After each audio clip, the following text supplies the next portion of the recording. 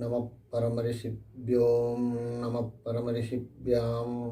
ஹரி ஓம். குருர் பிரம்மா குருர் விஷ்ணு குருதேவோ மகேஸ்வரः. குரு சாட்சாத் பரம் பிரம்மம் தஸ்மை ஸ்ரீ குருமூர்த்தயே நிமைதம். ஸ்ரீ தக்ஷணாமூர்த்தயே. ஓம் சிவாய நம.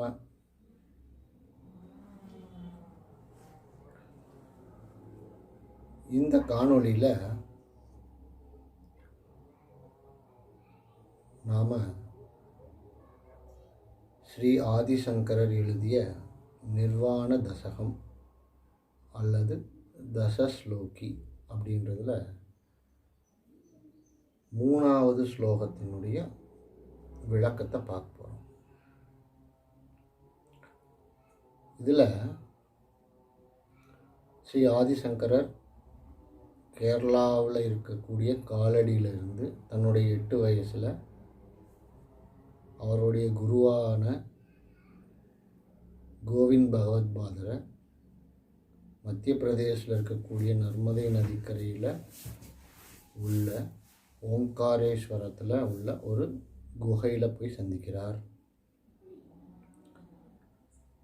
அப்போ அந்த குரு இந்த குழந்தைகிட்ட, யாருப்பா நீ, எங்கேருந்து வந்திருக்க, உன் பேர் என்ன விஷயம் என்னை பார்க்க வந்திருக்கேன்னு கேட்குறார். அப்போது ஸ்பான்டனியஸாக ஸ்ரீ ஆதிசங்கரர் அவருடைய குருவுக்கு சொன்ன பதில் தான் இந்த 10 ஸ்லோகம். இதில் அவர் சொல்ல வர்ற விஷயம் ஆழ்ந்து கவனித்தோன்னா அவருடைய ஆன்ம நிலைதான் நான் அப்படின்றத விளக்கும் விதமாக இருக்குது. இதற்கு தேவையான போதிய அளவு நாம் இதற்கு முன்னால் நீங்கள் பார்த்த காணொளிகளில் விளக்கம் நிறையா கொடுத்துருக்கோம். இனி வரும் இந்த ஸ்லோகங்களில் ஸ்லோகத்துக்கான விளக்கங்களை மட்டும் நாம் பார்க்கலாம். அப்போது உங்களுக்கும் கொஞ்சம் ஆர்வமாக இருக்கும்.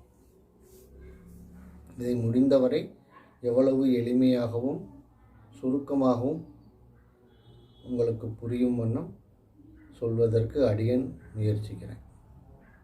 இப்போ இந்த 3வது ஸ்லோகத்தை பார்த்துடலாம். न माता पिता वा न देवा न लोका न वेदा न यज्ञा न तीर्थं ब्रुवन्ति सुषुप्तो निरस्ताति शून्यात्मकत्वा तदेको वशिष्ठ शिवः केवलोऽहम्. இந்த ஸ்லோகத்தில் அவர் சொல்ல வர்றது, நான் அப்பா இல்லை, நான் அம்மா இல்லை, நான் இந்த சமூகம் இல்லை, இந்த உறவுகள் என்று சொல்லக்கூடிய எந்த உறவு நிலையிலையும் நான் இல்லை, நான் அந்த கடவுள் நிலையும் இல்லை, நான் இந்த வேதமும் இல்லை,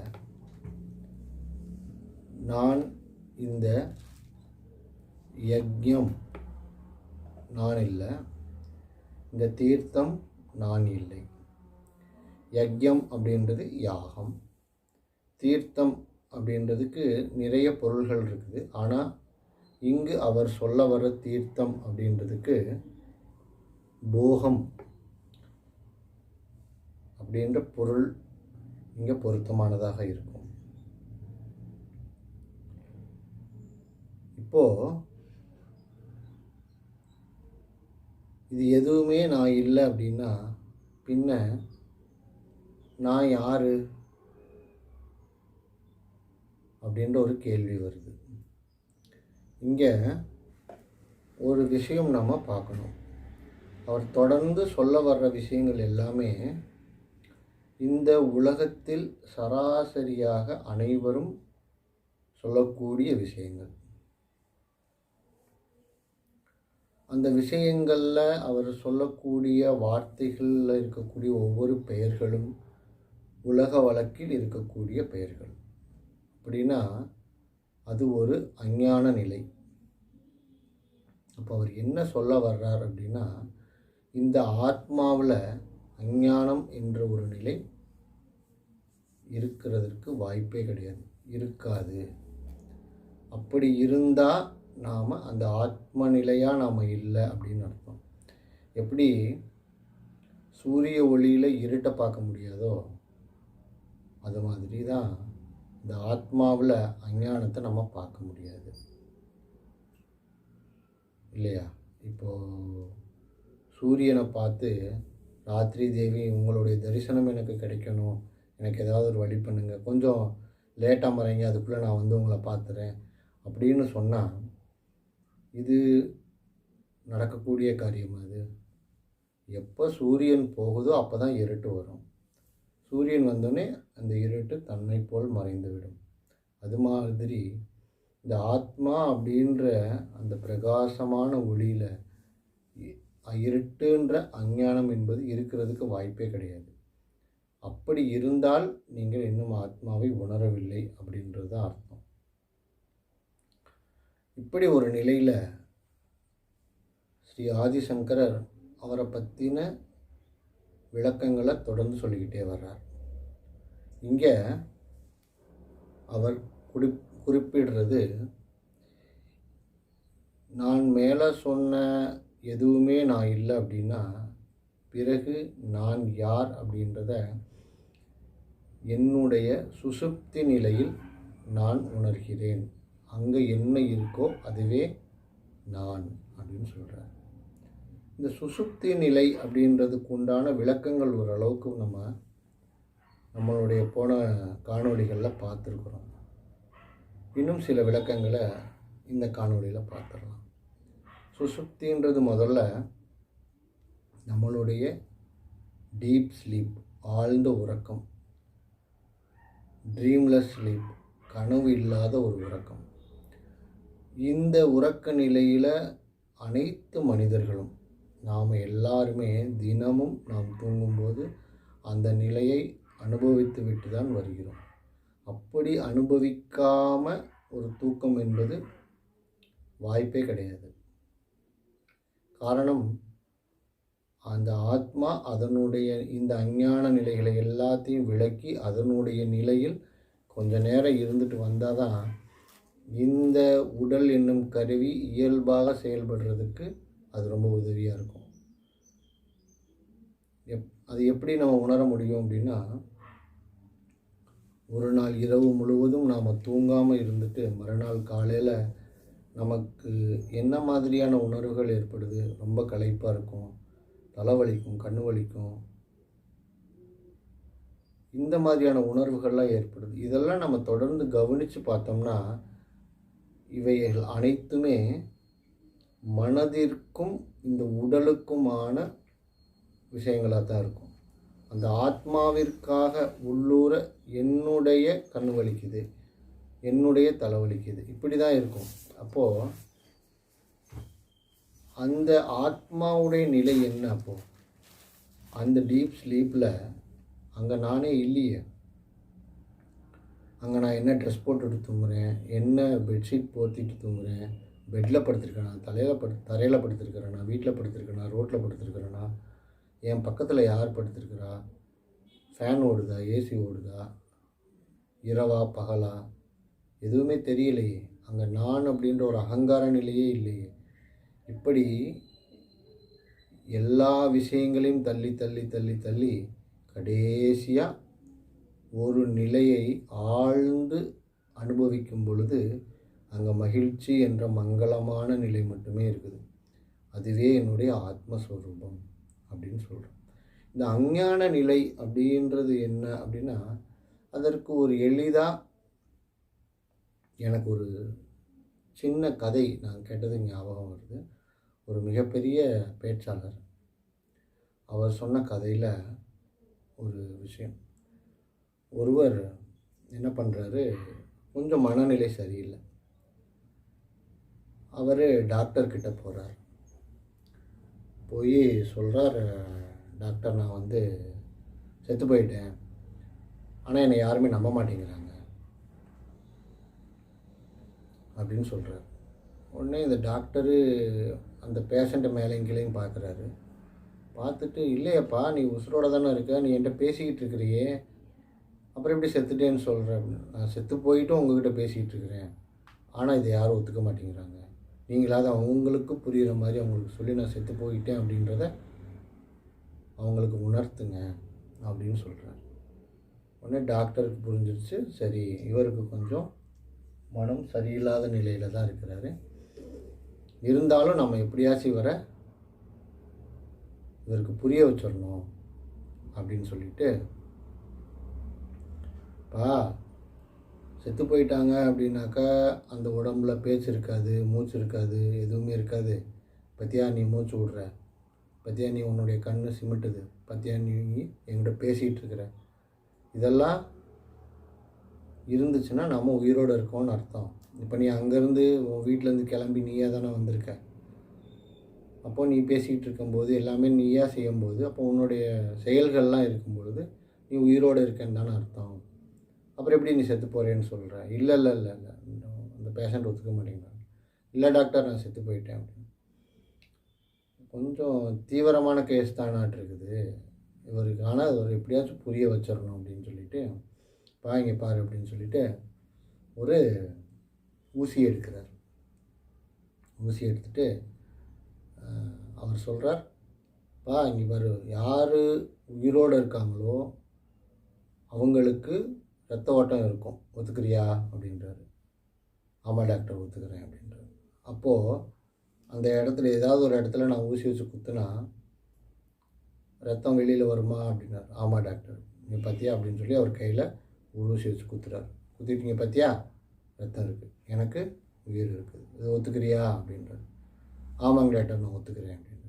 இங்கே உங்கள் கையை காமிங்க அப்படின்னு வாங்கிட்டு அவர் கையில் குத்துறாரு. குத்திட்டு இப்படி அமுக்குற, ரத்தம் வருது, பார்த்தீங்களா ரத்தம் வருது, நீங்கள் உயிரோடு தான் இருக்கிறீங்க அப்படின்னு சொல்கிறார். உடனே இவர் பேஷண்ட் என்ன பண்ணுறாரு, டாக்டர் நீங்கள் உண்மையில் ரொம்ப பெரிய ஆள் டாக்டர், எல்லா விஷயத்தையும் எவ்வளோ எளிமையாக புரிய வைக்கிறீங்க அப்படின்னே டாக்டருக்கு பயங்கர சந்தோஷம் தாங்க முடியல. இருந்தாலும் உங்களுக்கு ரொம்ப அதிக திறமை டாக்டர் அப்படின்னு. எப்படி அப்படி சொல்கிறீங்க அப்படின்னு. உயிரோடு இருக்கிறவங்க உடம்புல தான் ரத்தம் வெளியில் வரும், செத்துப்போன என் உடம்புலேருந்தே நீங்கள் ரத்தம் வெளியே எடுத்துருக்கீங்க, நீங்கள் எவ்வளோ பெரிய டாக்டராக இருப்பீங்க அப்படின்னு சொன்னோடனே டாக்டர் மயக்க போட்டு கீழே விழுந்துடுறார். இவனை இனிமேல் திருத்த முடியாது, இவனோட சேர்ந்தோம்னா நாம பைத்தியமாயிருவோம் அப்படின்னு சொல்லிட்டு அவர் ஓடிட்டார். இப்படி தான் இன்றைய வாழ்க்கை சூழ்நிலைகளில் மனிதர்களாகிய நாம் அனைவரும் அஞ்ஞானம் அப்படின்ற ஒரு மனநிலையில் அதை முழுமையாக நம்பி அதுதான் எல்லாமே, நாம் பார்க்குற காட்சிகள், நாம் என்ன உணர்கிறோமோ, நமக்கு என்ன தோணுதோ அதுதான் எல்லாமே உண்மை அப்படின்ற நிலையில் நம்ம தொடர்ந்து இருக்கிறோம். அதை தாண்டி ஒரு நிலை இருக்குது, அதுதான் ஆத்ம நிலை. அதுதான் நம்மளுடைய உண்மையான ஒரு பக்குவ நிலை, அதுதான் நம்மளுடைய உண்மையான ஒரு சொரூபம். அதை உணர்றதுக்கு கொஞ்சம் அமைதியான மனநிலை வேணும். அந்த மனம் பதட்டப்படாமல் சிந்தனைகளை எவ்வளவு முடியுமோ குறைச்சி ஒரு கட்டத்தில் அமைதியான நிலைக்கு போனதுக்கப்புறம் தான் நாம் உள்நோக்கிய நம்மளுடைய கவனத்தை செலுத்தும் பொழுது அந்த ஆத்ம நிலையை உணர முடியும். இந்த மாதிரியான ஒரு நிலையில் தான் ஆதிசங்கரர் தன்னுடைய 10 ஸ்லோகங்களையும் ஒவ்வொரு விஷயமாக சொல்லிட்டு வர்றார். முதல் ஸ்லோகத்தில் என்ன சொன்னார், நான் இந்த ஐம்பூதங்களும் கிடையாது, இந்த பஞ்சபூதங்கள் நான் இல்லை, இந்த என் உடல் சரீரத்தில் இருக்கக்கூடிய இந்த ஐம்பொறிகளான கண் காது மூக்கு செவி, கண் காது மூக்கு வாய், இந்த சரீரம், இந்த 5ம் நான் கிடையாது. இந்த கர்மேந்திரியங்களோ இல்லை ஞானேந்திரியங்களோ நான் கிடையாது அப்படின்னு சொல்கிறேன். தன்னுடைய 2வது ஸ்லோகத்தில் நான் எந்த வர்ணங்களோ அல்லது ஆசிரமங்களோ நான் இல்லை. இந்த ஸ்லோகத்தில் நான் எந்த உறவுகளோ இல்லை கடவுளோ வேதமோ யாகமோ போகமோ நான் கிடையாது.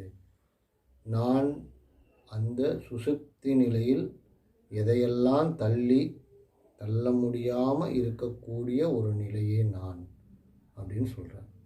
இந்த விஷயங்கள் எல்லாம் நம்ம பார்க்கும் பொழுது எவைகள் எல்லாம் நாம் உண்மை என்று நினச்சிக்கிட்டு இருக்கிறோமோ அவைகள் எல்லாம் உண்மை கிடையாது. அதை தாண்டி ஒரு நிலை இருக்குது, அதுவே ஆத்ம நிலை.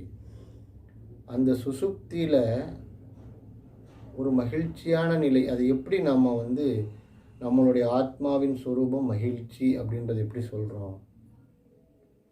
நல்லா தூங்கி எந்திரிச்சிட்டு பார்த்தோன்னா இப்போ தான் தூங்கின மாதிரி இருந்துச்சு, அதுக்குள்ளேயும் விடிஞ்சிருச்சா அப்படின்னு நம்ம என்றைக்காவது நினச்சிருப்போம் இல்லைங்களா? அந்த விழித்ததுக்கப்புறம் கொஞ்சம் உள்ளூர யோசித்து பார்த்தோம்னா நம்மளுக்குள்ள ஒரு மகிழ்ச்சி நிலை இருக்கும், ஒரு அமைதி நிலை இருக்கும். அதுதான் இந்த ஆத்மஸ்வரூபம். அதுவே அதனுடைய இயல்பு, அதுவே ஆத்மா. அப்போது இந்த சுசுப்தி நிலை அப்படின்றது அப்போது நம்மளுடைய ஆத்மாவை சுசுப்தியில் தான் உணர முடியுமா அப்படின்னா, அங்கே உணர்றதுக்குன்னு ஒரு ஆப்ஜெக்ட் இல்லையே, அங்கே நீங்களே இல்லையே, அப்புறம் எதை உணர்வீங்க? நீங்களே அதுவாகத்தான் இருக்கிறீங்க. அங்கே நீ நான் அப்படின்னு ஒரு விஷயமே இல்லையே, அப்புறம் எப்படி அதை உணர முடியும்? உணர்றதுக்குன்னு ஒரு பொருள் வேணும்ல, இருந்தால் தானே உணர முடியும். இல்லாமல் அது எப்படி நம்ம உணர்றது? அப்போது நம்மளுடைய ஆத்மாவை உணரணும் அப்படின்னா எப்போ உணரணும்? நம்மளுடைய ஜாக்கிரத் நிலையில். ஜாக்கிரத் நிலைனா என்ன? நம்மளுடைய விழிப்பு நிலையில் தான் நாம் இந்த சுசுப்தியை உணரணும். ஏன் விழிப்பு நிலையில் சுசுப்தியை உணரணும்?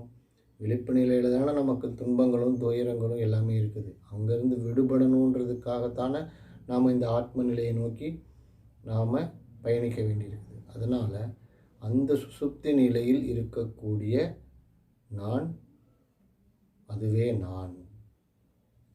ததேகோ வசிஷ்ட சிவக்கேவலோகம். அந்த பேரானந்தமான பெருங்கருணையுள்ள நிலைத்து இருக்கக்கூடிய அந்த மங்களமான சிவமே நான். இதுதான் இந்த 3வது ஸ்லோகத்துக்குரிய விளக்கம். அடுத்தது 4வது ஸ்லோகத்தை கேளுங்க. न साङ्ख्यं न शैवं न तत्पाञ्चरात्मं न जैनं न मीमांसकादेतमन्त्वा वसिष्ठानुभूत्या विशुद्धात्मकत्वा तदेको वसिष्ठ शिवः केवलोऽहम्.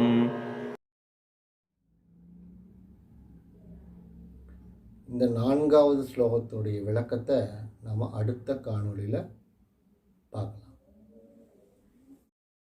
அன்பே சிவம், அன்பே சிவம், அன்புமயம் சிவலோகம், அன்பே